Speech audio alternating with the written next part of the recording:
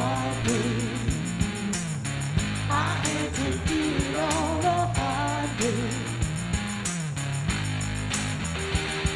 While other folks been working by the light of day.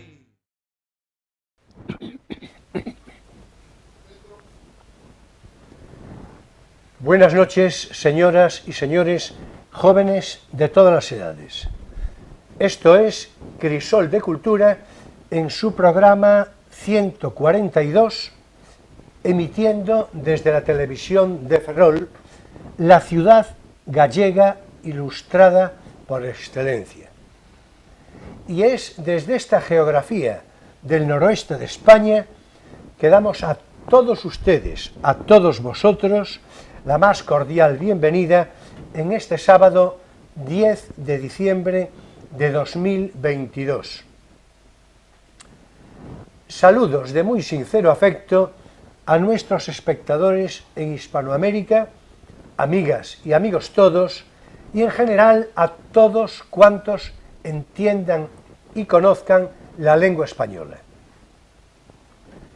Y bien, hoy hablaremos, ya lo anuncié la pasada semana, de una personalidad singularísima, por tantos motivos, singular y apasionante, mucho más en la medida que la perspectiva del tiempo va permitiendo prefigurar mejor al personaje en todos los sentidos.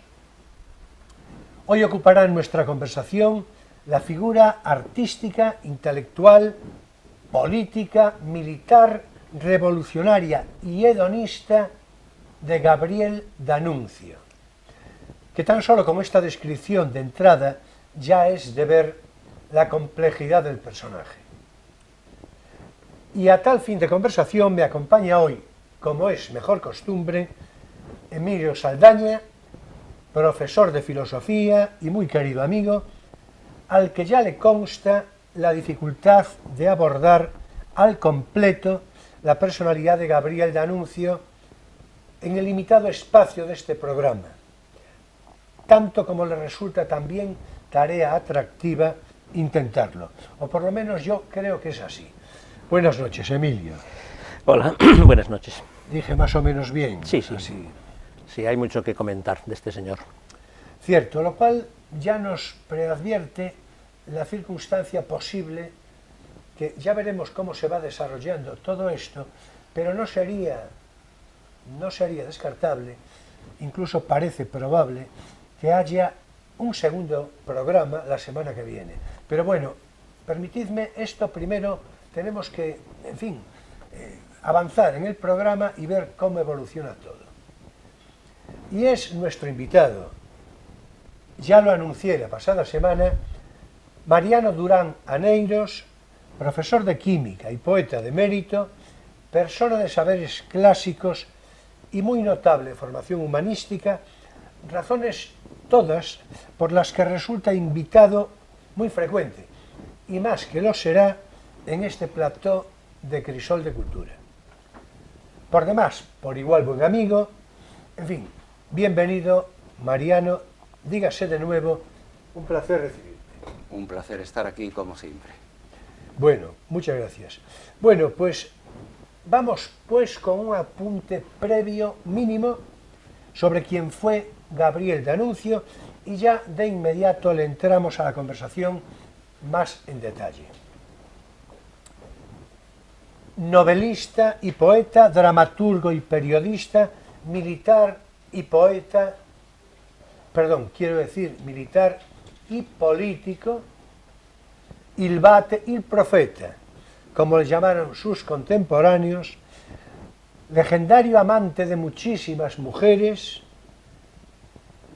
framasón, ungido príncipe de Monteneboso y duque de Galese, caballero de la Orden Militar de Saboya, Orden Militar de Italia, Cruz de Guerra en la llamada Gran Guerra, la Primera Guerra Mundial, de 1914 a 1918, en la que mostró valor y coraje formidables, miembro de la Real Academia de la Lengua y la Literatura Francesa de Bélgica entre los años 1921 y hasta su fallecimiento en 1938, desde la expresa actuación política, formó parte de la denominada derecha histórica.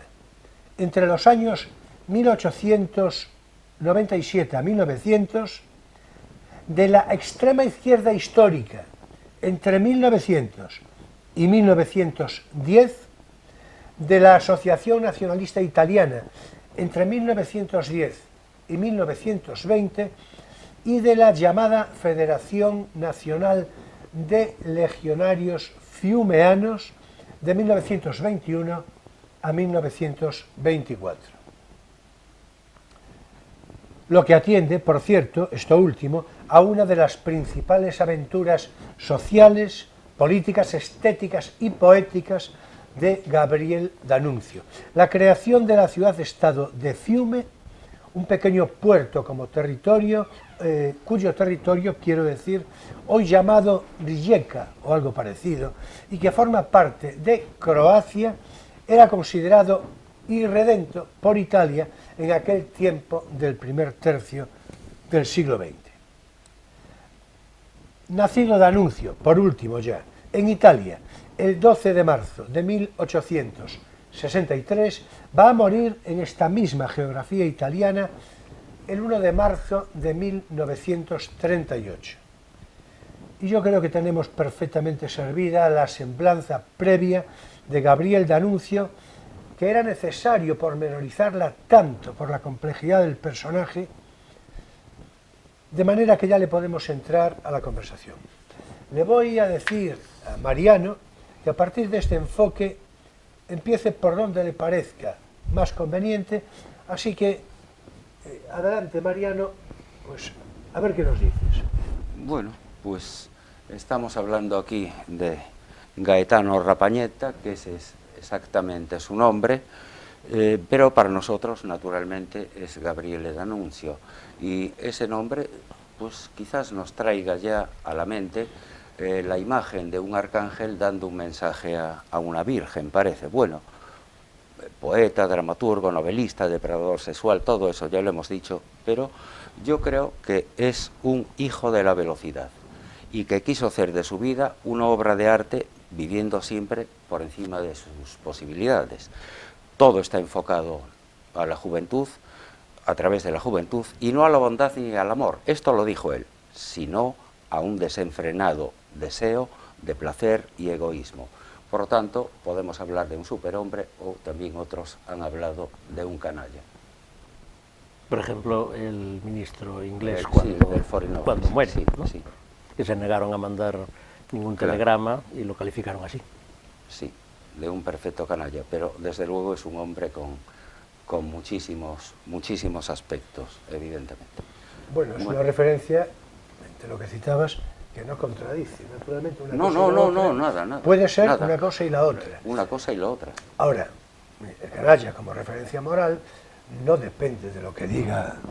El Foreign Office. El Foreign Office. evidentemente. Es un juicio de valor, No, puedes compartir o no. Exactamente, aquí solo se está, exactamente. aquí solo se Como está dando todos. un Exactamente. dato. Aquí solo se está Bueno, dando un dato. aparte de que el Foreign Office, como saben del todo seguro nuestros espectadores, es el Ministerio de Asuntos Exteriores inglés, con lo cual ya va prefigurando entre eso y su época, estamos hablando de 1938, pues el epíteto canalla tenía que haberlo comentado con su primer ministro, con Churchill, que no sé si lo sería por entonces, me parece que no. No, pero, no lo era. pero en todo caso, no creo yo que Churchill tuviera la exacta consideración, en ese momento la misma, lo cual no está para que pudiera ser un canalla. En fin, No le quita. se nos van unos segundos No le quita preciosos. no le quita la amplia personalidad. Yo quería decir una cosa sobre el nombre. Sí, adelante, Es adelante. verdad que Gabriele D'Annunzio, claro, suena a el arcángel de la... En pleno mensaje. Bueno, Sí. eso fue una licencia de, Sí. No, pero no te Mariano. creas que es tan gratuita, porque cuando él se cae de la famosa ventana, él habla de que aquello fue su vuelo de arcángel. Sí. Así que es muy probable que estuviera pensando en eso y, por supuesto, en el D'Annunzio y Annunziata y Anunciación y todo eso que están en el significado. Aunque no inventa ese nombre. Es decir, Gabriele sí que se lo inventa, pero D'Annunzio lo coge claro, es que del que realmente lo adopta. el apellido de Rapañeta, Claro, es de madre soltera. Un tío rico de ellos es Antonio D'Annunzio. Claro, y entonces por lo visto prohija. Adopta al padre de... Y de ahí que, o sea, que no está... Lo que sí Gaetano. hace es inventar el nombre propio, y yo creo que en esa consideración muy bien... Sí, bueno, bueno, eso es lo que especulación, me trae, pero claro, especulación, es lo que tenéis los claro, poetas. evidente. Un canalla esteta e inteligente. Ya vemos Sí, que, eso desde luego. que es, vamos, lo digo con el fondo irónico necesario. En todo caso, tiene importancia lo que decís, porque simbólicamente la tiene muy en particular, porque Gabriel D'Annunzio era un hombre particularmente supersticioso, lo cual, mira por dónde ya lo de caerse, le viene bien, le conviene a ese arranque inmediato, y era un hombre irreligioso, por decirlo de una manera, pero ya se sabe que hay mucho ateo, gracias a Dios. Entonces, Este era francmasón, gracias a Dios. y era claro, justamente, ya dije que era francmasón, por cierto, porque es una circunstancia que pocas veces se hace notar, ¿no? Bueno, pues adelante entonces. ¿Quieres seguir tú? Sí, No, yo subrayaría precisamente el vitalismo como quizá la condición natural de D'Annunzio, aquello que lo define más, ¿no? El vitalismo con sus aspectos positivos y negativos, como podremos ver después. Pero sí, el ansia de vivir la vida y la juventud como asociada a la manifestación primaria y más notoria de la vida es una cosa que recorre su vida, valga la redundancia, y su obra desde el principio hasta el final. Sí, yo creo que la juventud en él nunca se acaba, que siempre es ese anhelo de juventud. Incluso Sí. en Il Vittoriale, ya muy enfermo, trabajado por las enfermedades venéreas. Las enfermedades, las adicciones, la mala vida que llevó, sí, todo. Y todo ello. Porque él hablaba de joven... Las adicciones era la morfina, básicamente, sin perjuicio de otras. Y la cocaína. Y cocaína en film también. Él hablaba de dividir su obra, pero esto era joven, dándole 3 frutas o rosas. Uno era, creo que la rosa, su primera etapa, después no sé si era el lirio, y al final dejaba la granada para ese tiempo de reflexión y tal. Yo creo que él nunca lo tuvo y no sé si lo quiso después. Bueno, lo de la rosa sí. Sí es interesante porque se corresponde, de hecho él tiene una trilogía a las que hemos de referirnos en el espacio intermedio, las novelas de la rosa, que llaman. Y la rosa es la primera de ellas, que la vamos a comentar aquí, la rosa como concepto de placer, precisamente la rosa como placer. Claro. Y va a escribir una novela, una narración interesante por lo que tiene, digamos, de autobiográfico, muy claro, con la emulación que pretende en un título que se llama precisamente El placer, a través del personaje Conde Sperelli, que hemos de comentarlo. Es su primera novela, ¿no? Claro. Sí. Él tiene por entonces 25 o 26 años, sí. Algo así. Pero ya es un decadentista y un hedonista, como va a ser toda su vida. Sí, claro. Sí. Luego hablamos de Sperelli. Sí. A modo de anécdota, por cierto, hay que decir que era un obseso de los arreglos florales. Tenía la casa siempre llena de flores y era muy maniático en la perfección de los centros de mesa y todas estas cosas. Sí. Las flores son una cosa muy obsesiva para él. Las flores, claro, recién cortadas, las flores en su momento álgido. Bueno, eso formaba parte del atrecho general. Sí. Con flores siempre, porque incluso después de su, bueno, ya en su vejez, tras su etapa de fiume y todo cuando se va a retirar, ¿no? Claro, cuando es ya, digamos, hablando de flores, ya como un florero, digamos, para el fascismo, digamos, oficial, es un elemento decorativo, evidentemente. A él le aburren mucho las reuniones ejecutivas y eso, pero claro, él decía que podía estar mucho mejor que recogiendo violetas, que en esas tediosas reuniones. Podía estar mejor recogiendo violetas que reunido con los burócratas de turno. Bueno, pues vamos a ver.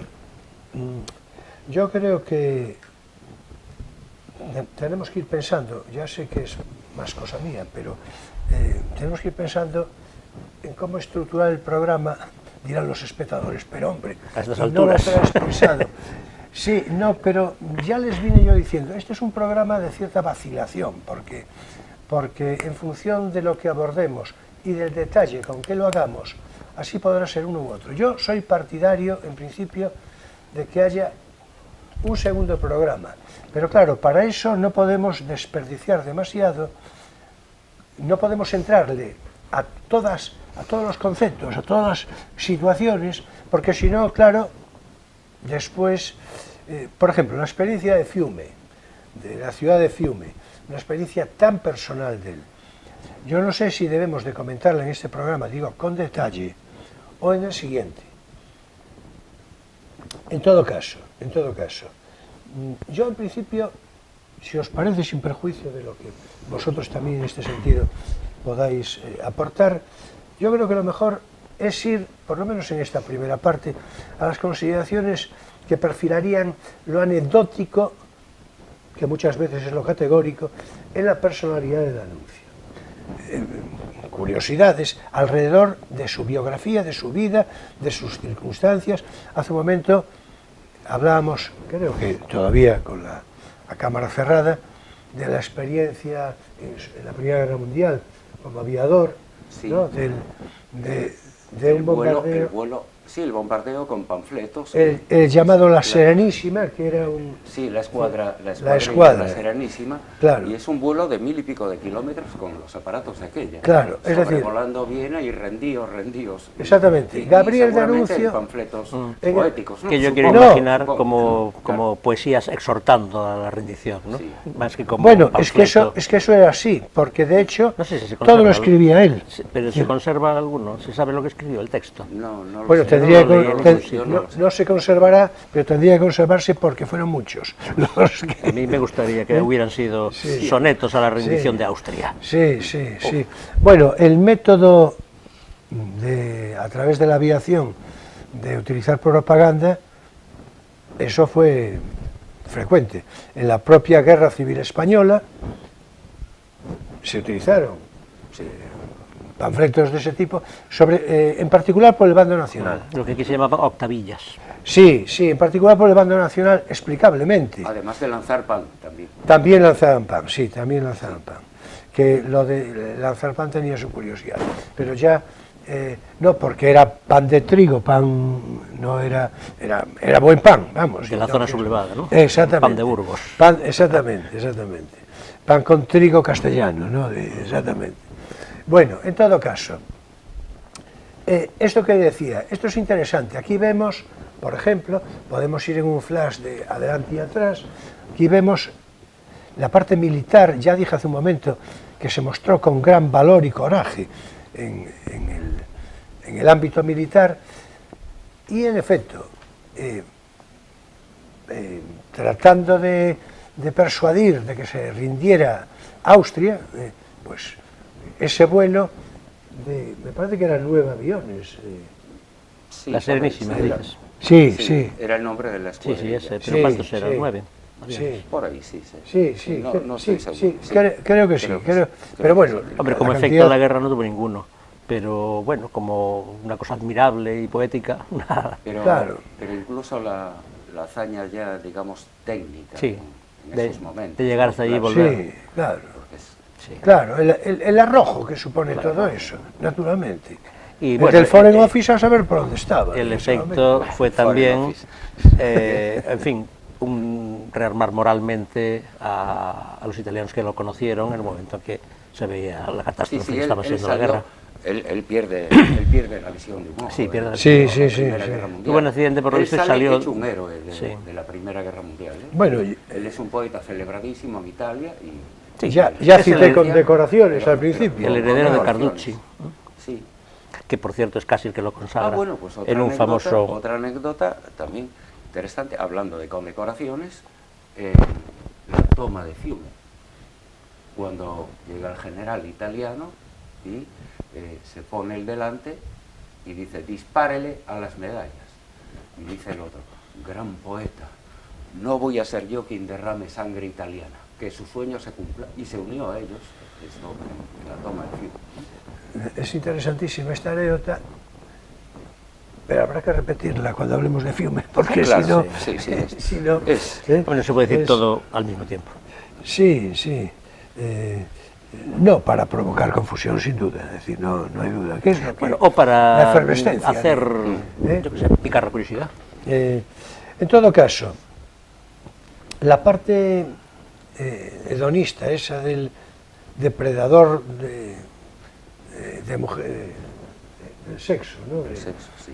Sí, que a mí es palabra en particular, comprendo que es expresiva, a mí no me gusta. No, no me gusta porque no me contiene gusta. una especie de, ¿no sabes? Claro, Sugerencia de ahí a canalla, forzamiento de ahí a canalla no falta y tal, nada. Y una cosa es Claro, la seducción claro. y otra cosa es Naturalmente. la violencia. o la Él agresión. era un seductor. Sí. Sí. Esto es lo primero. Es decir, un seductor, además que tenía un enorme mérito.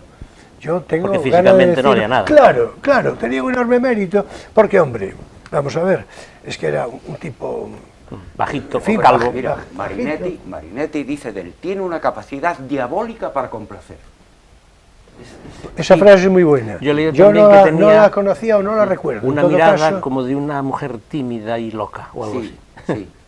Que no sé muy bien qué quiere decir esa mirada. lo Tímida, de... pero ardiente. Sí, debe ser algo así, una especie de promesa satánica La de mirada de él, sí. vicio. De todos modos, Emilio acaba de apuntar ahora lo de que era bajo, es verdad, era, Sí, que era. bajito. Bajito y cabezón. Bajito. Y a continuación apuntó calvo. Aquí ya veis que lo de... Oye, no hay más que ver las fotos. Lo de calvo, de nosotros tres, Salvo Emilio. lo de calvo, no, tú tampoco. Aquí, no, Bueno, ya. lo de calvo, todos los El más espectadores danunciano eres tú, ven, ¿no? claro. Pero tú No, eres bajito. lo digo por lo siguiente, porque lo cita como de mérito. No, lo Y cito claro, no, es importante esto por un motivo, porque esto, en fin, es un motivo para la discusión, para el debate, para... como de si pero eso les esto es gusta así. más a las mujeres. No, bueno, sí, también las hay, en fin, eso es en todo. Pero desde el punto de vista, hay unas famosísimas conclusiones clínicas del doctor Marañón atribuyendo con fundamento clínico, repito, a los calvos una mayor potencia sexual. Con lo cual ya te voy diciendo que no es de mérito en Danuncio eso, es decir, no es de mérito. Otra cosa es que el doctor Marañón, Gregorio Marañón, buen amigo de Ortega, es decir, esté o no en lo... Acierto. claro, Como su análisis en de lo Don cierto. Juan. ¿no? Pero no se puede Donde decir... Don Juanismo significaba una sobrecompensación de una homosexualidad implícita. Exactamente. Lo cual, si se lo aplicas a este señor y a otros grandes seductores, pues no sé si sería una conclusión agradable. Sí, por lo tanto, gran mérito el de Danuncio, repito, al mar, porque claro, no sé, lleve yo la cosa a un... En fin. Eso sí, el Don Juan clásico tenía sí, pelo. Tenía pelo. pelo, sí, bueno, pero también era ambiguo, ¿eh? El Don Juan movía cierta ambigüedad interpretativa. No es el caso. La interpretación de Marañón. No es exactamente. Bueno, tenemos que salir de este bucle porque si no, ¿verdad? La culpa la tengo yo por haber dicho lo de calvo. No, la Me tengo retracto. yo, la tengo yo por... Bajito, cabezón, estrecho de hombros. Sí, todo eso era cierto. O sea, Todo eso físicamente era no cierto. era un Adonis. Bueno, pero el asunto es que, vamos a ver, es el discurso realmente. Y la gestualidad, la mirada, hay muchas más cosas que simplemente Claro. lo que ahora entendemos como el físico, Claro. es decir, como la postura corporal. De hay lo más que no hay cosas. duda es de su magnetismo. Claro, tenía Claro, magnetismo. y luego, Sí. y por otra parte, bueno, además, al margen de las mujeres, Sí, lo vamos a citar, ¿no? sí, a todos. Cuando se dirigía a las masas, Sí. las masas quedaban, digamos, seducidas por su discurso, Sí. lo cual es evidente Lo que pasa es que... que uno relaciona la seducción de las masas no tanto con la postura corporal como la seducción de las mujeres. Pero sí, es verdad, bajitos y feos los ha habido muchos que tenían ese magnetismo sobre las masas, como Hitler, sin ir más lejos. Claro, sí. Bueno, y en el caso concreto de Danuncio, volviendo a lo de las mujeres, pues sí, tenía esa referencia también su concepto de la belleza, su culto a la belleza, a la referencia estética.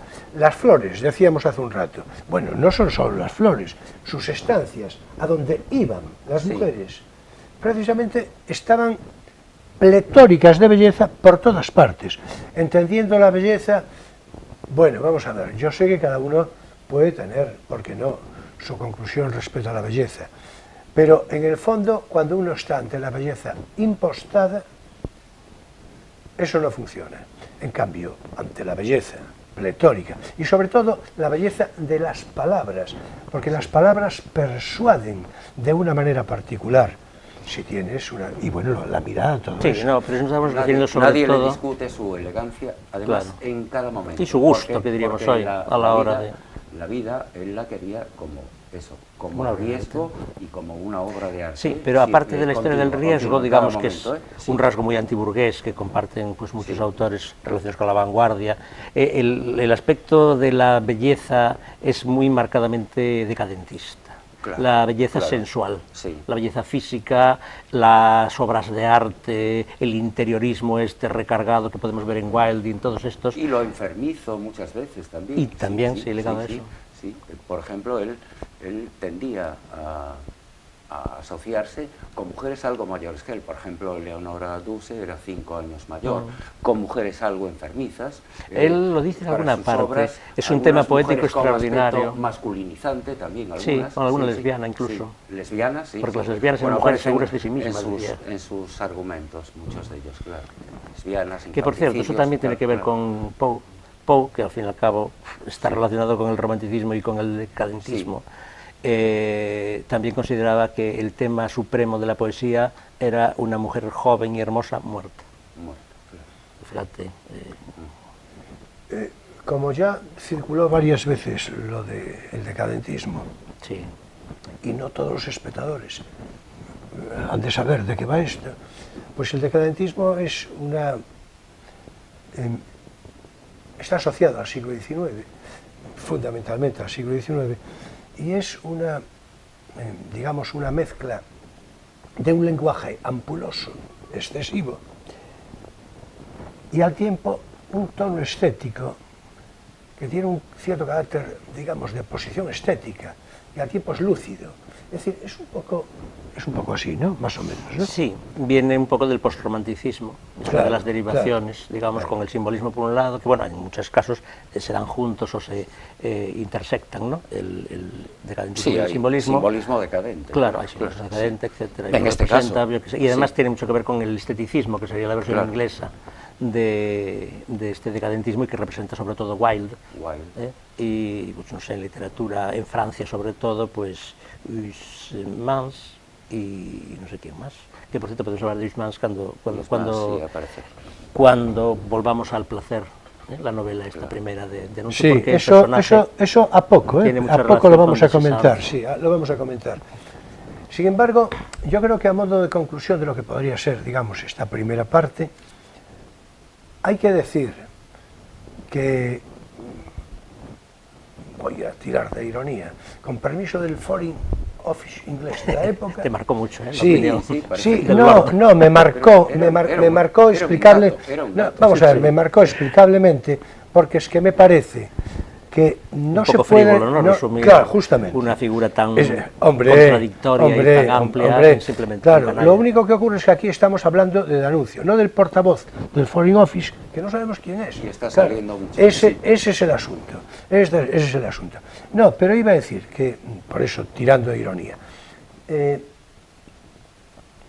vamos a ver, la conclusión a día de hoy respecto a la consideración crítica de D'Annunzio, sí, a la consideración crítica de D'Annunzio. Creo que le dedicamos demasiado tiempo a estas Sí, últimas sí, es verdad, es verdad. sesiones. Sí, la consideración crítica, digamos, grosso modo, siempre hay alguna excepción, ¿no? Pero grosso modo es que todos los observadores, los afectos y los críticos reconocen en D'Annunzio una personalidad seductora irresistible. Y ya que él, D'Annunzio, representó precisamente eso ya vamos a citarlo, el germen ideológico del fascismo como concepto político, pues hay que reconocer, y esto yo creo que nos sirve para cerrar, hay que reconocer que como consecuencia, ya veremos si excesiva, yo creo que no, es de reconocer, repito, el encanto particular a través de la figura de D'Annunzio, es de reconocer el encanto particular, la poderosa atracción de los movimientos fascistas. Entre otras cosas, por su actitud decidida, valiente y resolutiva. Palabras que hoy, pues a saber. Yo creo que puede servirnos, si os parece. Todo eso está anunciado. Por eso lo cito. Claro. Yo creo que esto nos puede servir después para continuar. Sí, lo que pasa es que yo tengo la particular convicción de que era más que un político, aunque no niego la influencia en el nacimiento del fascismo, era sobre todo un poeta metido aparte de poeta, a político y a muchas más cosas. Sí, no, pero que era básicamente un poeta. Estoy de acuerdo. Que es lo más salvable, digamos. Sí, poeta y no solo poeta. Y quiero decir, no solo poeta, porque tenía pero el poeta de manera muy marcada, naturalmente. Sí. Bueno, entonces, si os parece, yo creo que podemos continuar por ahí después. Ahora es tiempo para nuestro espacio divulgativo. No tienes por qué saberlo.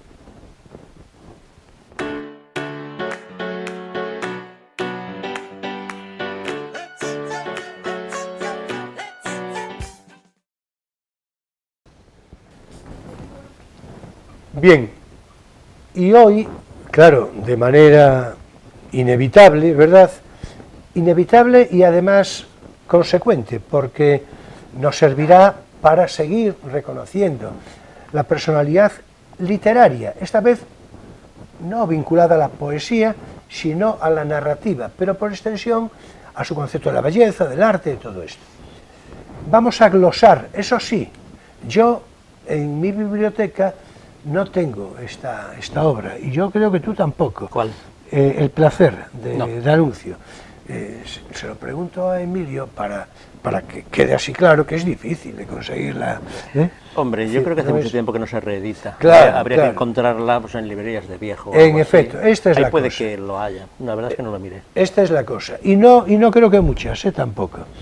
Bueno, en todo caso, vamos a glosar, por lo menos, esto de esta novela, primera de las llamadas, de las tres, de una trilogía que se llaman Novelas de la Rosa, y esta primera, repito, de título El placer, fue publicada en el año 1889.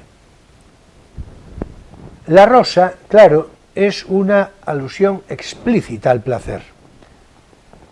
Su protagonista, lo cité hace un momento, el conde Sperelli, poeta de refinada sensibilidad, ya vemos que apunta a la personalidad de D'Annunzio, vive un apasionado amor con Elena Muti. No contaré todo, no contaré todo porque si no, claro... Claro, es spoiler. En efecto. Pero vive un apasionado amor con Elena Muti, que le abandona. Pasa después a disfrutar más tarde de un amor correspondido con María Ferrés, una joven delicada y espiritual, pero Sperelli enseguida reconoce un parecido importante con Elena Muti, un parecido físico marcado, y claro, su amor primero, Elena Muti, no estaba olvidado, nunca fue olvidado. De tal manera que Sperelli hacía conscientemente del deseo carnal con María un acto formal e implícito que evocaba a Elena. Tal cual, como si fuera realmente a ella a quien abrazara. Sí, ¿sabes qué me recuerda eso? Vértigo, la película de Hitchcock, donde Madeleine, cuando muere, es recuperada a través de la transformación de Julie en ella, antes de saber naturalmente que son la misma. Estoy totalmente de acuerdo. Yo no me acordaba ahora mismo del... Pero sí, celebro... Bueno, en aquel caso no era una mujer que lo hubiera dejado, No, era una no, mujer no, ya, que ya. había muerto. Pero es la... Sí, Que luego no ha muerto, en fin, es muy complicado, pero... Sí, bueno, sí, es que Vértigo, Sí. Vértigo, en fin, de entre los muertos, los muertos, dice la... Que Bien. yo creo que era el título original de la novela de Creo Boris que Bergerac. Sí, la novela que se sí, basa sí. la película. Bueno, pero con todo esto, y ya no sigo narrando el corpus narrativo, ¿verdad?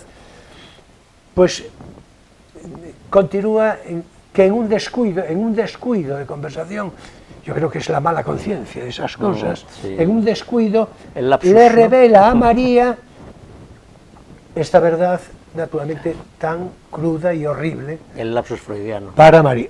Igual la llama con el nombre de la otra o algo así. Es el típico lapsus freudiano. En efecto. Bueno, pues entre Sperelli, el conde Sperelli, el protagonista de El placer, y D'Annunzio, hay muy obvias coincidencias de intención entre lo que el propio D'Annunzio era por entonces y sobre todo lo que le hubiera gustado ser. Lo tiene idealizado a través de Sperelli. Andrea Sperelli es el héroe d'annunziano. Ama como un empedernido hombre de letras. Es un hombre preocupado por el lenguaje, incluso en sus arrebatos más apasionados o dolorosos, pendiente de mostrar siempre una actitud y unas formas consecuentes, corteses y refinadas. Su lema ya se dijo por aquí, atribuyéndoselo a D'Annunzio, claro, explicablemente, Sí. es hacer de su vida una obra de arte.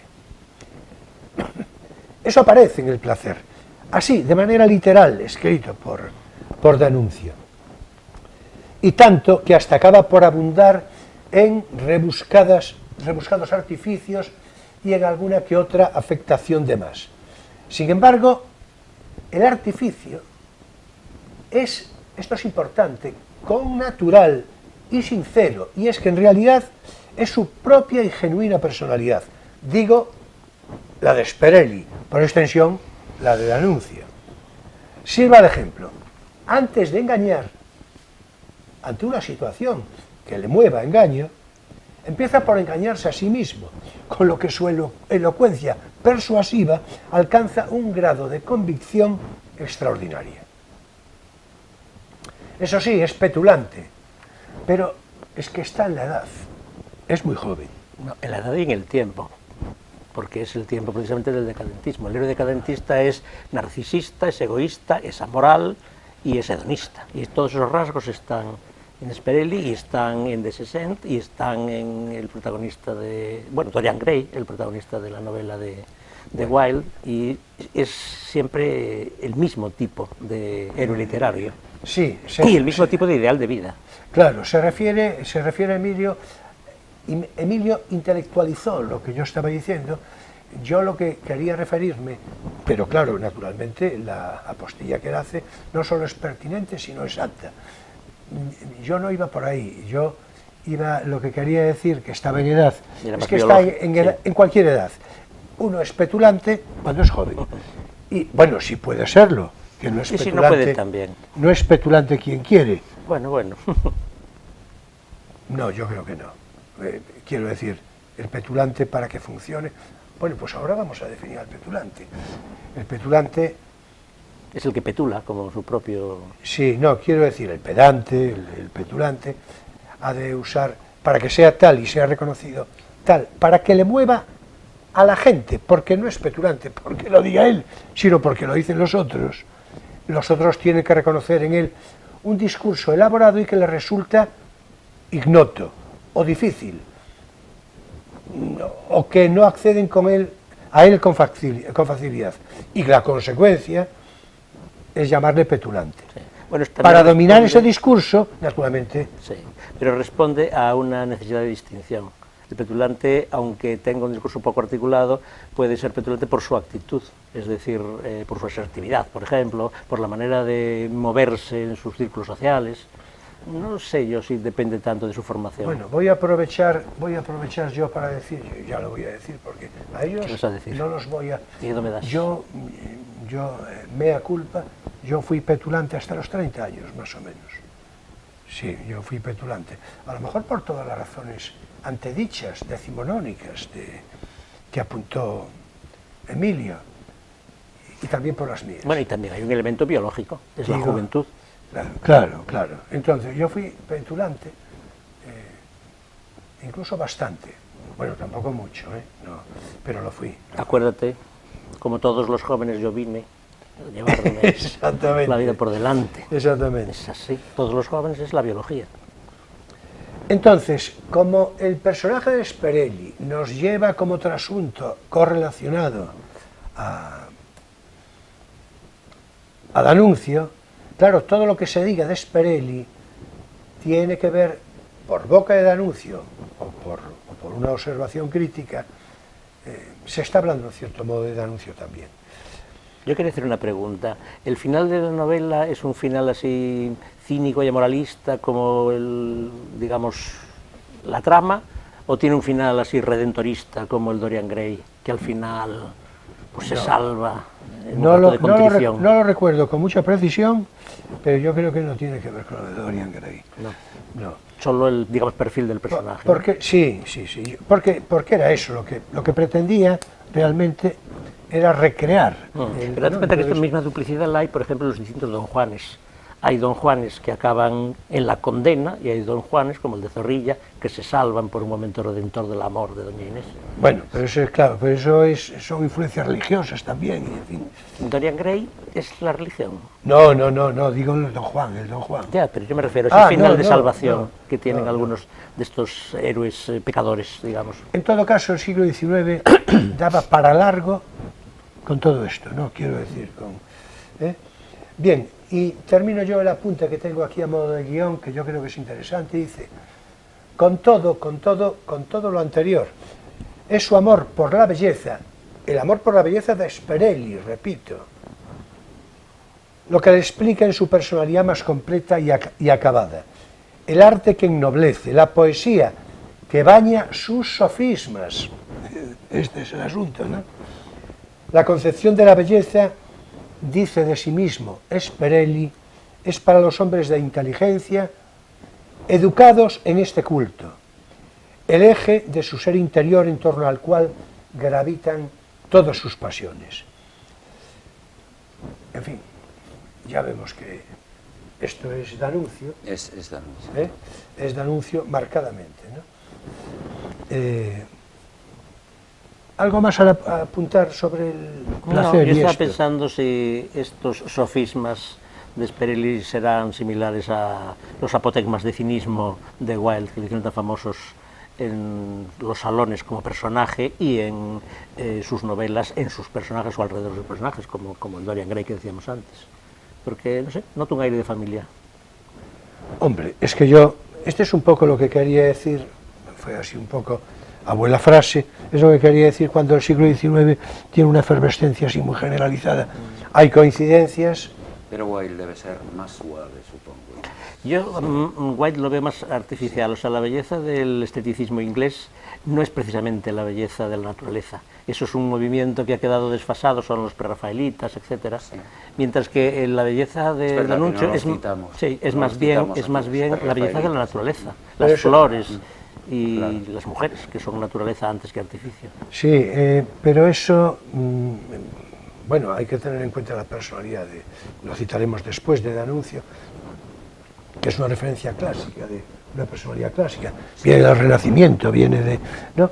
Pero, digo, su formación, pero lo que dices sobre Wilde, sí, lo que pasa es que Wilde, lo hablamos todavía no hace tanto, estamos bastante de acuerdo en que Wilde es una inteligencia luminosa, ¿no? Eso está fuera de duda. Es una inteligencia luminosa probablemente sin parangón, o quiero decir que no es fácil.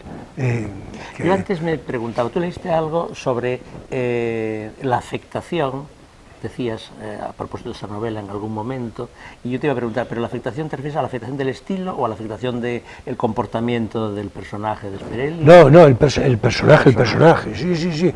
Claro, todo era como el personaje, Porque sí. es verdad que el estilo de D'Annunzio se presta a la afectación, porque bueno, está un poquito, es la acusación posterior de la cursilería, del modernismo, y siempre están un poquito en la tensión de haber... En el filo de la navaja. Claro, siempre el filo de la navaja. Normalmente los buenos están en el... Hay una novela, no sé cuál es ahora, pero que sobresale, quizás un poco negativamente, ¿no?, para la gloria de D'Annunzio, porque pretende ser humilde o algo así. Claro, eso no le va. Una novela de él. Sí, una novela de él, pero no recuerdo cuál es. Y dice que se nota mucho Sí, no, es que hay cosas que no te salen. que no te van porque no es su naturaleza esa. No. No.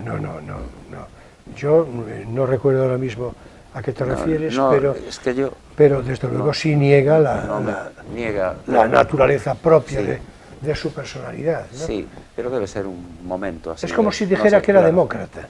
Pues sí. Es decir, Como por demócrata. decirlo de algún modo. Bueno, fue parlamentario italiano y, Bueno, no, pero y eso es otra despreciaba totalmente el Bueno, Parlamento. pues ya claro, está, el pues ahí sistema, está, claro, ahí está. el sistema liberal italiano. Pues entonces final ahí es lo está que la estoy explicación diciendo para yo. la humildad. Claro, esa, al final es lo claro. que estoy diciendo yo. Bueno, pero Entonces, también no. eso le ofrecía pues un foco, y eso le gustaba, el protagonismo. La política de Italia de ser la belleza. Sí. Y la política de Fiume, la música. Bueno, de La hecho, música y el placer son los dos principios fundamentales. Sí. bueno, Yo de hecho diría él se que- presenta en las elecciones italianas, Sí. el Parlamento italiano, Sí, sí. se presenta con esa divisa, Mm. la política de la poesía, De la o algo poesía, parecido. de la belleza. Por eso te Y decía de la yo que yo belleza. lo veo Sí, más sí, un bueno, poeta metido a político. sí, de la poesía que- lo Sí, dijo, sí, y de la por belleza también. supuesto, Sí, por sí. supuesto, Sí. por supuesto. Entonces, claro, si la consideración, que por cierto, celebro mucho lo que dio de sí el comentario sobre el placer, que ya decía yo, que, en fin... Pero es un rasgo que fundamental no- de sí, D'Annunzio, no, claro, pero sí, digo sí. La novela. el reconocimiento, porque así yo ya no hago... Sí. Es que traje yo aquí una novela, que la voy a mostrar a la cámara, para que se vea que la traje, pero nada más. Pero como ya veo yo que vamos a hacer un segundo programa de esto la semana que viene, pues esta la volveré a traer y entonces sí hablaremos de esta. No diré ni el título, porque ¿para qué? Así ya lo dejamos para la semana que viene. Pero es una novela, no es un ensayo. No, esto es una biografía. Esto es una biografía... Bueno, ahora ya voy a decir el título, porque claro, el título es Gloria Perenne, que, por cierto, el original está escrito en inglés y dice Age cannot wither. Bueno, a mí ya me vais disculpando si no entendéis muy bien mi inglés macarrónico, pero en todo caso la traducción es más o menos precisamente la de que la traducción la traducción dada al español es Gloria Perenne, y yo creo que le conviene al título porque es un poco lo que Sí, no se marchita, más o menos, es ¿no? eso. La edad no palidecerá. ¿no? Exactamente, por eso, exactamente. Entonces, Gloria Perenne. Bueno, y hasta aquí Gloria Perenne ya. Pero ¿y qué más? Pues vida de la Duce y D'Annunzio. Así que ya vais tomando nota, en fin, porque el próximo día lo vamos a comentar. Vida de la Duce y D'Annunzio. ¿Quién es la Duce? Pues una de sus amantes principales, pero con diferencia. Una La actriz principal. meritísima, Sí, y duraderas, porque... una actriz meritísima, especializada, por cierto, en papeles de Ibsen. Sí. Lo voy a Sí. volver a decir seguramente el próximo día, Y ¿no? además, Una actriz meritísima, Eleonora Duse, italiana, y como acaba de apuntar Emilio, y yo sugerí hace un momento, desde luego, sí, es la amante Sí. por excelencia. la amante por excelencia. de más De tiempo, ahí está que la biografía. deja él, ¿eh? La deja él y Sí, ella porque queda muy, tuvieron, como todos muy afectada. los grandes amores, una relación Sí, tormentosa. Ella decía, te ella amo se sobre todas metía, las cosas y ella te se quiero, metía y en los también te odio. personajes, era lo que la caracterizaba. Sara Bernard hacía de Sara Bernard, por lo Sí. visto. No, esta y era más- su rival. esta era más Esta se metía, Stanislavski. Stanislavski, sí, se metía psicológicamente en los personajes. Bueno. Pero cuando llega D'Annunzio, se acabó Ibsen, ¿eh? Lo deja. Bueno, en todo caso, estos pormenores, yo ahora no puedo entrar a los pormenores, que a lo mejor tendría que decir algo de lo que se acaba de comentar. Pero eso será el próximo día. En todo caso, ya lo veis, Gloria perenne, vida de la Dulce y de Anuncio será el libro que recomendemos, en todo caso que comentemos, la próxima semana. Con lo cual yo voy anunciando que va a haber una segunda parte. Ahora ya está dicho, ya está. Ahora y hasta aquí, quiero decir, nuestro espacio divulgativo, no tienes por qué saberlo.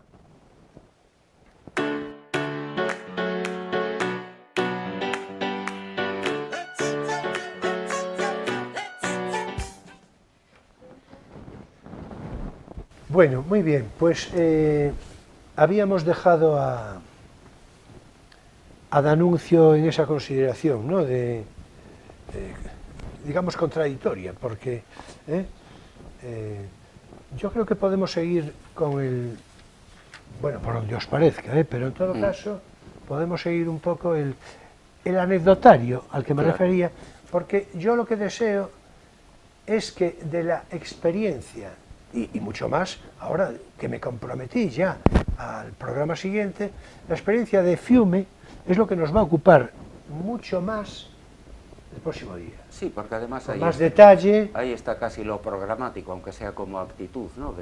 Claro, porque del fascismo después, claro. En efecto, claro, por eso lo hago, por eso lo hago. Entonces me parece que es sí. casi el índice, ¿no? Claro, Sí. claro. Entonces yo creo que ya debemos evitar la referencia a Fiume, la referencia, digamos, de discurso, ¿no? Respecto a Fiume, y seguir con lo anecdótico y lo literario. Lo anecdótico y lo literario, vamos a que es quitar interesantísimo. el mal sabor del Foreign Office. James Joyce, el único que desde Flaubert ha llevado a la novela a otros territorios. Él, Tolstoy y Kipling son los hombres de más talento del siglo. Sí, pues celebro que lo digas y como lo iba a decir yo, un poco lo siento. Pero no, pero verás. No, celebro mucho que lo digas, pero yo iba a decir algo que él, lo voy a decir de todos modos, ¿no? Porque por alguna parte lo tengo. Bueno, eso, desde el punto de vista estrictamente literario, Sí. comprenderás que no es cualquier cosa. No es cualquier O cosa. sea, tuvo el elogio de Joyce en ese sentido, Sí, pero es que tuvo el elogio de Proust. Proust, Sí, también. Y atención, porque yo lo que iba a decir es, o sea, Proust y Joyce elogian a D'Annunzio. Casi nada al aparato. Exactamente, Proust y Joyce. Y entonces tenía yo aquí, con lo cual, lo voy a decir de todos modos porque a mí estas cosas me gustan, para eso lo escribí. Con lo cual digo, menudo trágala para los críticos boquilindos de la corrección política y literaria. Que no existían en aquel momento. O sea, las críticas a D'Annunzio... No, yo digo a día de hoy. Ah, a día de hoy. No, yo digo a día de hoy. Esa cosa de polifemos nigromantes, siempre muy en el canon, mayormente en su nómina, claro, faltaría más.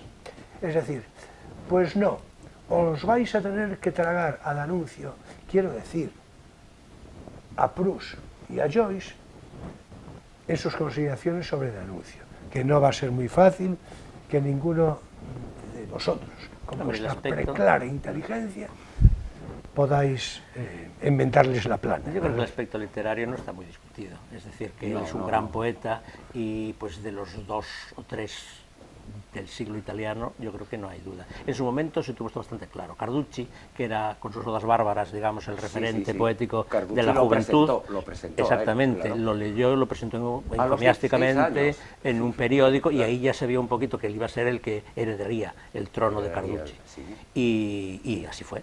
Así fue. Sí, así fue. Después Y de la unos- guerra ya y será unos otra cosa, años ya más vendrán tarde, otros, pero se le considera allí el mayor Sí, poeta desde Dante. desde Dante. que bueno, a mí me parece un poco ditírambico, pero, Sí. pero bueno. Estoy de acuerdo en lo ditirámbico en ese sentido. Ahora, los críticos literarios a los que yo aludía, así ahora, ya de tarima o en editoriales, a eso me refiero. ¿Dónde está la reedición de las obras de D'Annunzio? Claro. En ningún sitio. Sí, la Es fama decir, póstuma quizá no haya sido lo que se merecía. claro, pues a eso me refiero. Eso es cosa, naturalmente, de un ambiente sociológico, determinado que empieza en el Foreign Office llamándole canalla. Pero claro, atención, Oye, pero hay muchos que canallas ya que han no sido lo dije. escritores espléndidos. Sí, ¿eh? Por ejemplo, Céline. vamos, sí, Céline. Bueno, iba a citar a Céline. Hombre. Iba a citar a Céline.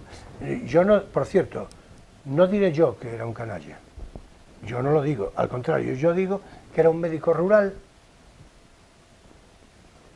que iba a atender a cualquier hora de la noche, esto está conocido cierto, y documentado, eso sí. que acudía a cualesquiera hora de la noche a atender a sus pacientes en zonas rurales complicadísimas y que no siempre cobraba, que quiere decir casi nunca cobraba, porque iba a depender de cómo él viera la situación de precariedad de las personas a las que atendía.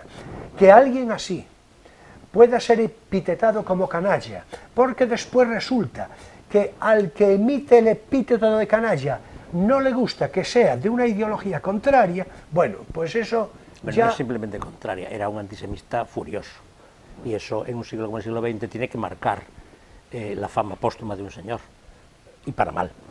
No, bueno, pero vamos a ver, es evidente que Emilio tiene una consideración Hombre. diferente a la mía. Yo lo que pasa es que veo a las personas como, en fin, armarios con muchas cajitas. Entonces tiene cajitas salvables y otras que no.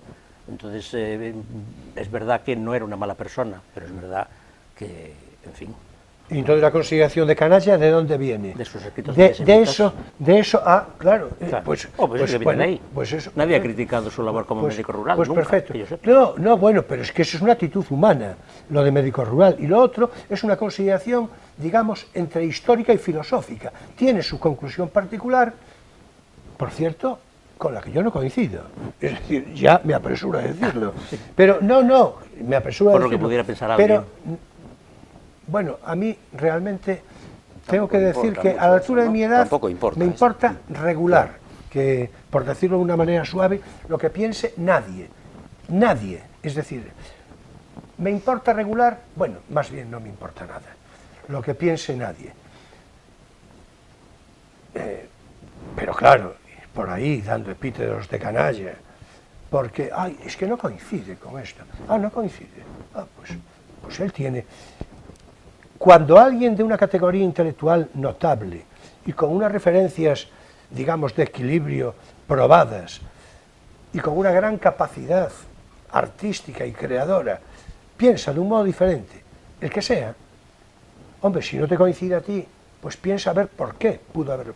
Yo me temo que esta antesala reflexiva no la hacen, simplemente van directamente a lo que no les gusta. Pero ¿por qué este hombre habrá pensado así? Pero ¿por qué piensa de esta manera? Bueno, eso es un problema y entonces, con muchos más un canalla. autores. Es decir, Entonces un canalla. si no se separa la obra en los trozos y se encuentra lo valioso por un lado no contaminado y lo contaminado por otro no valioso, no podríamos hacer juicios de valor sobre nadie. No, Yo no, creo que hay juicios de valor sí. Yo creo que hay que separarlo. Es decir, el hecho de que Heidegger fuera un nazi en una temporada y que parte de su obra esté impregnada de ese nazismo y de ese antisemitismo, invalida esa parte de su obra. Ahora, no creo que invalide el resto. Invalidarlo todo, por una parte, no me parece correcto. Y digo Heidegger, o digo Céline, o digo D'Annunzio. Bueno, en todo caso, El viaje al fin de la noche, de Céline, a la que, por cierto, obra que recomiendo. Es una gran literatura. Céline es uno de los escritores franceses del siglo XX más grandes, de los más grandes para mí. Y yo creo que tengo razón, porque suelo tener razón. Bueno, esto es Siempre una que broma se mía. separen estas cosas. Es una broma Mira mía. el caso de Wagner, por ejemplo. Wagner es un antisemita bastante bruto. Ahora, ¿eso le quita grandeza musical? No, siempre que separes una cosa de la otra. Siempre que no justifiques la parte de antisemita, porque como es un músico tan grande, algo tendrá de razón el otro, pues no tiene ninguna. Bueno, Yo creo que manteniendo esas separaciones, sí. Voy a decir una última cosa, hay que ver el espíritu del anuncio, a dónde nos llevó. Pero voy a decir esto y si os parece, continuamos ya con el anuncio. Pero lo que acabas de apostillar yo creo que merece una reflexión, lo que voy a citar ahora, que alguna vez yo creo que ya pasé por este programa, por este plató. Cuando de una manera subrayada decía pero hombre, ¿por qué no te paras a pensar un poco por qué este u otro, quien sea, tiene una conclusión que no te gusta, que te resulta repugnante incluso? ¿Por qué no te paras a pensar qué pudo haber sido? Bien, en ese sentido, una y otra vez acabas de referirte al antisemitismo. No, pero que podría es hacerlo verdad. con el estalinismo y No, Lukács. no, bueno, no, A pero ver, estamos Lukács hablando... es un estalinista furibundo. Sí, no, ¿Eso quita que el alma y las formas o que su teoría estética no tenga un valor per se? hablábamos el otro día precisamente de él, ¿no?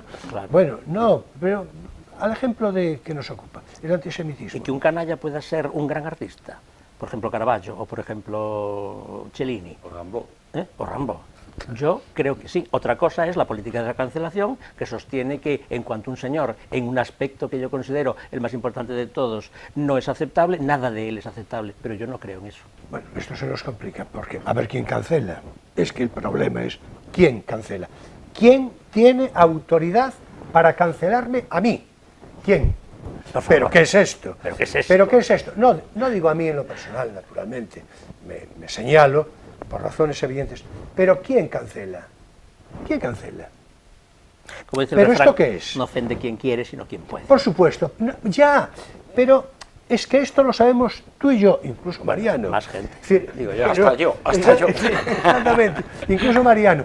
Lo que ocurre es que, entre tanto, esa gente que no tiene esa capacidad crítica mínima, como la nuestra, pues juega a cancelar también. Esto, en fin. Sí, lo es que un iba a juego decir, peligroso y es tóxico y es inmoral. me quedo con el final, inmoral. Lo del antisemitismo, que es la postilla que quería hacer para continuar ya con el anuncio. Que por cierto, no sé si D'Annunzio era antisemita. Por la época podría ser. Pero, A mí no me suena pero nada. no me suena No, que lo haya a mí leído. tampoco, a mí Nada, tampoco. nada. A mí tampoco. No, pero dejadme decir lo siguiente.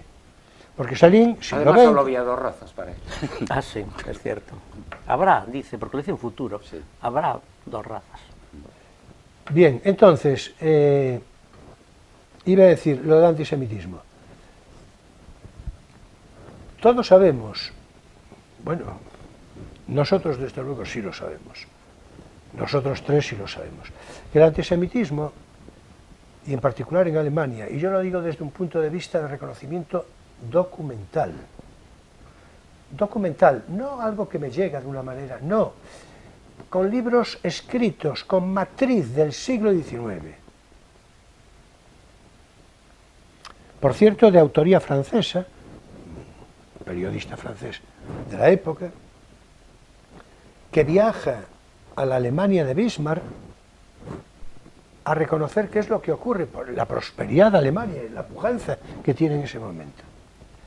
Y entre las circunstancias que más destaca es precisamente el reconocimiento del profundo antisemitismo del pueblo alemán, no de una persona suelta u otra, del profundo antisemitismo del pueblo alemán, que tiene preocupadísimo, entonces, en el último tercio del siglo XIX, al principio del último tercio, hacia 1870 y algo, que le está preocupando gravemente al Estado alemán, de tal manera que están tomando medidas con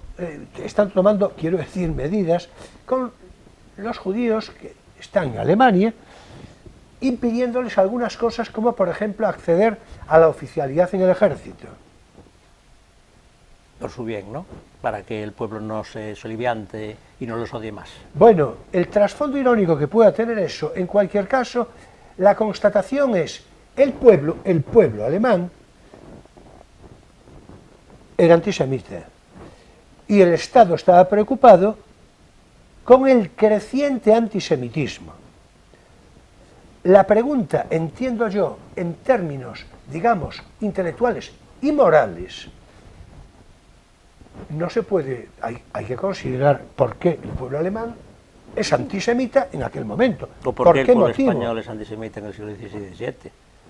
No, bueno, pero eso ya nos complica cada vez más la No, conversación. quiero decir que eso Es decir, ya está estudiado. Sí, bueno, pero Lo sí. dices como si a nadie se le hubiera ocurrido pensar que esa pregunta debería de investigarse. Está investigadísima. No. La historia del antisemitismo de Poliakov tiene 8 volúmenes. Bien, ya, no, pero lo que quiero decir, sí, pero vamos a ver, esto tiene una connotación popular no podemos entrar en consideraciones eruditas, claro, porque si no los espectadores pero se hay nos mucho van. estudiado y mucho Es decir, explicado entonces, sobre eso. claro, por eso, pues si está explicado, pues hay razones que fundamentan una circunstancia, una época y una actitud. Y eso, naturalmente, pues, en fin, pues es lo que es. Entonces, la consideración moral, repito que yo estoy bien lejos de nada de eso. Bueno, de eso y de cosas excluyentes en ningún caso. Pero yo creo que sí que hay que pensar las cosas con un detenimiento reflexivo, en fin, antes de largar epítetos y calificativos, en fin, inconsecuentes, ¿verdad? Bueno, tenemos que continuar con D'Annunzio, pero ya. Tenemos que continuar con D'Annunzio. Yo quiero decir una cosa, y después ya lo cerráis vosotros más o menos. Dos curiosidades, porque hablamos de las anécdotas, ¿no? Sí. Una tiene que ver, yo esta tengo muchas ganas de decirla porque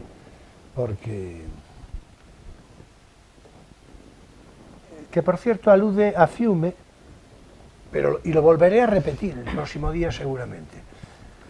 Alude a Fiume, pero no para el pormenor, sino, repito, para la anécdota. Atención para que os vayáis preparando, digamos, los recalcitrantes de oposición. En la experiencia de Fiume, poco antes de del año 20,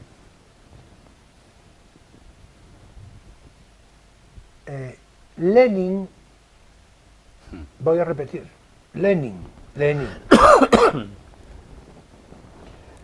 envía a D'Annunzio un tarro de caviar como homenaje revolucionario al frenesí del espectáculo y ceremonia que suponía la Fiume liberada y experimental. Por cierto, un observador directo en Fiume, en aquel tiempo, dejó escrito que resonaban los ecos de los jadeos de los amantes. Resonaban los jadeos de los amantes. Y a todo eso lo retribuye Lenin enviándole a D'Annunzio un tarro de caviar. Olé por Lenin. Ahora, claro. ¿Tú entiendes que eso es un reconocimiento como de una efervescencia de libertad sexual y que por eso es por lo que Lenin le manda el caviar? No, hombre, no, exactamente. Si lo acabo de, pero si acabo de decirlo, homenaje revolucionario al frenesí del espectáculo y de la ceremonia. Es que no atendéis. Y por eso lo ligaste a los jadeos. Bueno, lo de los jadeos me parece de citarlo porque tiene una curiosidad expresiva inequívoca. Sí, aquello debió ser bastante singular, orgiástico, ¿no? Y singular. Sí, en ese claro. Año loco. Y singular. Sí. Sí. Y singular. Un año Sí, largo, un se supone que año la largo. música él la entendía al modo iniciaco, me imagino perfectamente ahí. Sí. Los coribantes. Ya hablaremos de Fiume el próximo día, Sí. pero claro, es eso. Bueno, y algo más también. En cuanto a D'Annunzio, era muy renuente a que Mussolini se aliase con Hitler. Les parecían unos bárbaros. Sí. Una horda de bárbaros del lado malo de los Alpes. Aléjese de Hitler, le dice a Mussolini, ese rostro innoble, manchado de cal y cola. Sí, de hecho tú y yo hablamos este día sobre las diferencias formales entre el fascismo y el nazismo, que lo son manifiestamente. Sí, sin embargo, sí que es verdad que hubo una política de convergencia de Mussolini con Hitler. Por intereses que yo no sé si son ya anteriores a la guerra Los o porque ya se veía venir. le salieron Los muy compromisos, mal. claro, ¿cómo no le iban a salir? Perjudicaron muchísimo A Italia, a vamos. Italia, sí. Bueno, Los hay que compromisos, decir que en sí. principio Hitler era admirador de Mussolini. Sí, lo era. Sí. Vamos a empezar por Pero ahí. era el único romano de Italia para él. Sí, Entonces, sí. En todo caso, para los alemanes, veían Italia como algo lejano, como todo el sur, lejano y sucio. Porque desde el punto de vista racial, Sí, sí, claro. Ellos No eran estabais un hablando pueblo inferior. De los judíos y todo eso, pues ahí está. Todo o también. sea, no entraba- solo los entraba en judíos eso, eran claro, no solo los un judíos, pueblo claro, inferior. claro. Entonces el sur eran, hombre, no tan inferiores como para merecer el exterminio, ni tan inferiores como sí, para pero- merecer la esclavitud como los eslavos, pero digamos que en el tercer escalón de inferioridad estaríamos Claro, ya los pueblos lejano y sucio, ¿no? mediterráneos. No, Mussolini no para Hitler, pero en general. Bueno, pues yo, si os parece, si queréis apuntar algo más para redondear el comentario. No, el otro día Mariano y yo hablábamos un poco también del fermento vitalista que había debajo de esta filosofía del gozo de vivir y de la juventud, y en su aspecto, digamos, luminoso y positivo, y de la guerra y el derramamiento de la sangre y Sí. el heroísmo en su aspecto negativo. Y claro, ahí detrás está efectivamente en Nietzsche, tal y como se le interpretaba Claro. a principios de siglo. Claro, no, bueno, Es decir, el vitalismo en general. Sí, yo te preguntaba si eso para Nietzsche era que la penúltima Bueno, en Nietzsche ya fase sabes que antes del superhombre. puedes claro. encontrarlo todo. Esa fase donde Yo no creo que haya se despierta del sueño. No, explícitamente una en fin, defensa de la guerra como higiene del mundo, como se encontrará después en el fascismo italiano. Pero sí que es verdad que puedes encontrar, diríamos, argumentos biologicistas ahí defendiendo, sí. pues, en fin, lo indefendible. En Bueno, Nietzsche hay tanto que puedes encontrar. Como decía Montinari una vez, cualquiera que cita a Nietzsche lo traiciona. Bueno, pues voy a citarlo yo. Y ya me Y sumo uno, yo, uno ¿no? más. Ya lo Sí, traicioné. claro. y ya uno más, me claro. sumo yo, porque yo algo escribí sobre Nietzsche en varias oportunidades, además. Y seguramente para traicionarlo. Es decir, no, que era él mismo que se traicionaba en ocasiones. Bueno, también hay una evolución en su obra, evidentemente, Claro. no es lo mismo el Nietzsche de 25 años. No.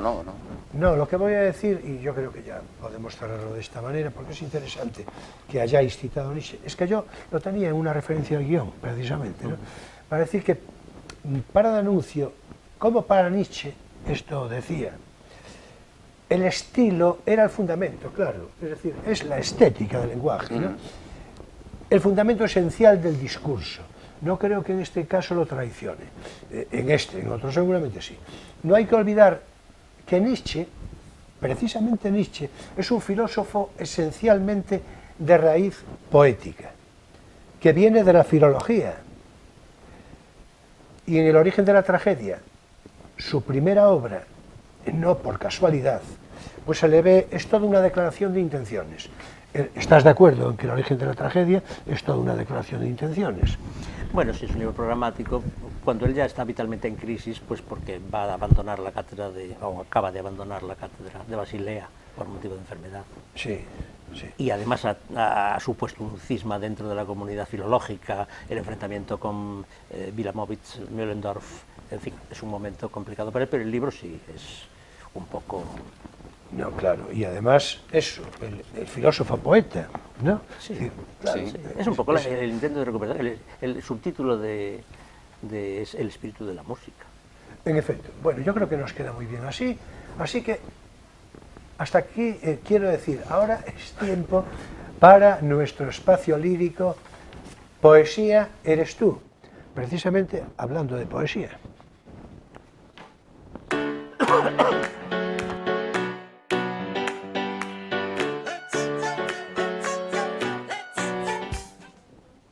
Bien, y hoy, naturalmente, como Gabriel D'Annunzio nos ocupa el programa por completo, justificando su personalidad pletórica y múltiple,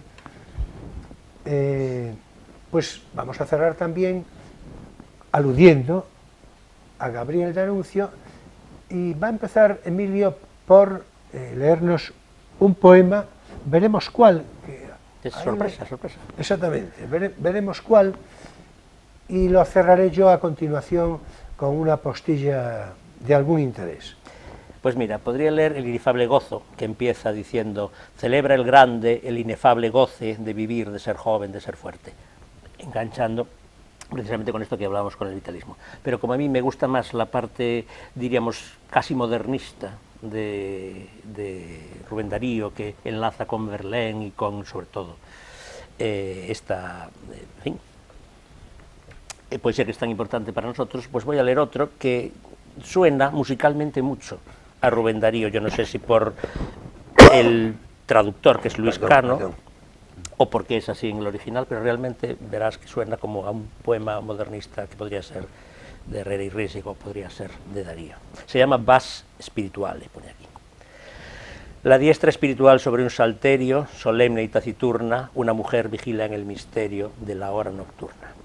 Un gran bosque de símbolos circunda a esa mujer, sobre su frente pía, que ultraterrena claridad inunda, tiende su red la gótica arquería de vasto templo. Aladas potestades prueban las anchas naves penumbrosas, y sobre el mármol blanco de las losas tumulares reposan indolentes las estatuas yacentes entre guirnaldas de eternales rosas. Cabe las puertas de bruñido cedro que guardan el letárgico reposo del santuario, y en frisos y molduras se mezclan en hieráticas posturas los monstruos de un bestiario fabuloso. Ella, bajo la albura de la estola, medita blanca, sola y solemne, parece que concreta entre sí las tres virtudes teologales. En círculo, los signos zodiacales la nimban los cabellos de violeta. Plumas y gemas de irisados brillos constelan su pesado vestimento. Su diestra espiritual llena de anillos áureos reposa sobre el instrumento, y al pie de ella un pontífice latino mueve en un ritmo acompasado y lento un frágil incensario de oro fino. ¿Verdad que podría ser? Y a mí me sonaba algo a Juan Ramón Jiménez. Al primer Juan Ramón, porque tiene mucha influencia de Darío. Claro, el modernismo que transita por ahí. Y yo creo que esto es difícil de discutir. La calidad de esta poesía, la musicalidad, y que a nosotros es muy próximo, pues a todos que queremos a Darío, claro. Por eso lo he escogido y lo he leído. Nada, una estupenda elección, sobre todo considerando que hablamos de D'Annunzio. Claro, y que esta parte viene más una a elección centrarse, estupenda, ¿verdad?, en lo literario y en lo vital, y luego lo próximo será lo político, que seguirá siendo también bastante literario. Bien, bueno, pues el comentario que me reservé ahora para el final tiene una curiosidad interesante, y es que en la revista Álbum, Letras y Artes, en su número de agosto de 1986, esta que muestra la cámara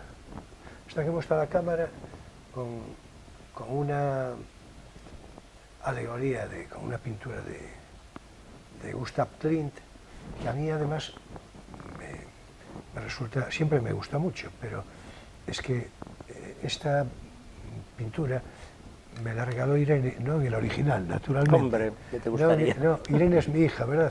Sí, pero me la regaló en una pieza de la Fundación Gustav Klimt, que hace unas reproducciones en escultura de las pinturas. Sí, magnífica. Es el beso, ¿no? El beso, sí, magnífica, extraordinaria. Y entonces yo le tengo un particular afecto porque me la regaló mi hija Irene. Repito, es que es magnífica, magnífica. Están numeradas, en fin, estas piezas, ¿verdad?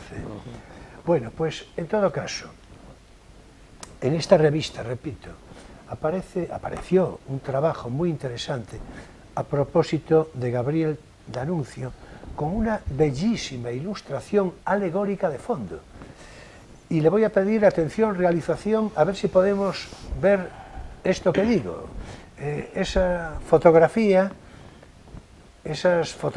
ahí la tenemos. Yo creo que es una hermosísima fotografía alegórica, sin duda alegórica, de D'Annunzio, los libros, la poesía, Sí.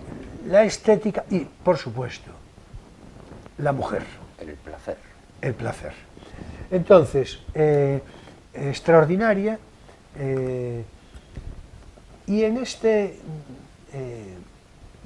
hay un título, el título es revelador, ahí se puede leer: Gabriel D'Annunzio, el círculo de la sensualidad, y trae un texto abajo, que seguramente no será muy identificable, y que yo me voy a permitir leer, porque como colofón creo que es interesante.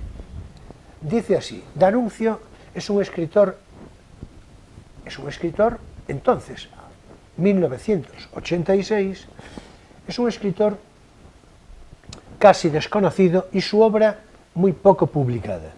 Sin embargo, fue en su momento el artista más admirado de Europa, influyendo decisivamente en el modernismo español, además de Verlaine, ¿verdad? Sí. El canto absoluto danunciano a la juventud, a la embriaguez estética, al arte como religión. No cabe duda de que hoy, y aquel hoy es también hoy, dicho por mí, tampoco hoy nos resulta ajeno. Bueno, vamos a ver si se alivia la voz, Emilio, porque esto ya se sabe lo que pasa con la tos, ¿verdad? Son las toses del preinvierno, ¿eh? Del preinvierno en España, naturalmente. En fin, cumplidamente, creo yo, por hoy, Gabriel D'Annunzio. Y hasta aquí nuestro espacio lírico, Poesía eres tú.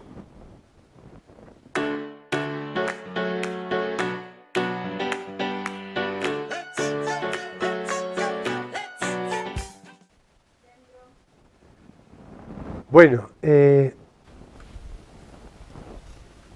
finaliza también aquí, claro, Crisol de Cultura en este sábado 10 de diciembre de 2022. Bueno, pues muchas gracias, Mariano, por tu presencia, por tu conversación. Hablamos de placer. Sí, justamente, y hay que repetir la próxima semana, naturalmente, tal y como fuimos esbozando. Bueno, hay que aliviar esa tos, Emilio, que hay que ver, porque además es una cosa incómoda. No, no lo digo. Sí, cuanto más. Además no se puede mentar, porque según se menta, ¿verdad? Sí. Así es, así es. Bueno, un poco de miel, seguramente, ¿no? Seguramente. Bueno, la próxima semana es muy obvio, ya está repetido, continuaremos con la figura, con la personalidad de Gabriel D'Annunzio y perfilaremos su experiencia interesantísima y singular en la ciudad que convirtió él circunstancialmente en estado, por un tiempo, de Fiume. Y a partir de ahí, en realidad, el fascismo italiano, que va a venir enseguida, va a tomar pues muy buena parte de las consideraciones estéticas y también prácticas del ideario y de la personalidad que proyecta Gabriel D'Annunzio, con lo cual lo convierte en un programa pues sumamente interesante. A partir de ahí hablaremos también de las consideraciones entre Mussolini y D'Annunzio, que había algunas naturalmente y no pocas. Bueno, hay que decir que Mussolini, digamos, previamente admiraba ya a D'Annunzio grandemente, ¿no? Después, claro, bueno, el resto pues lo revelaremos en conversación la próxima semana.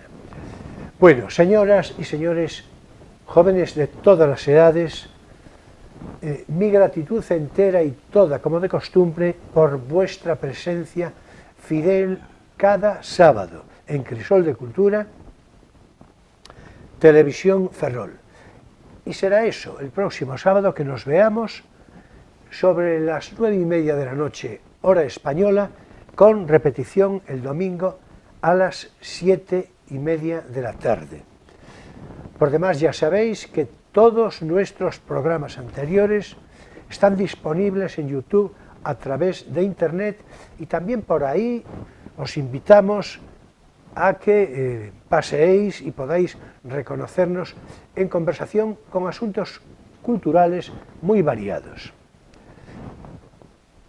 Repito, nos vemos en Crisol de Cultura el próximo sábado a las 9:30 de la noche. será un placer como siempre. Y bien, ya sabéis que paso lista. Muchas gracias, buenas noches y feliz semana.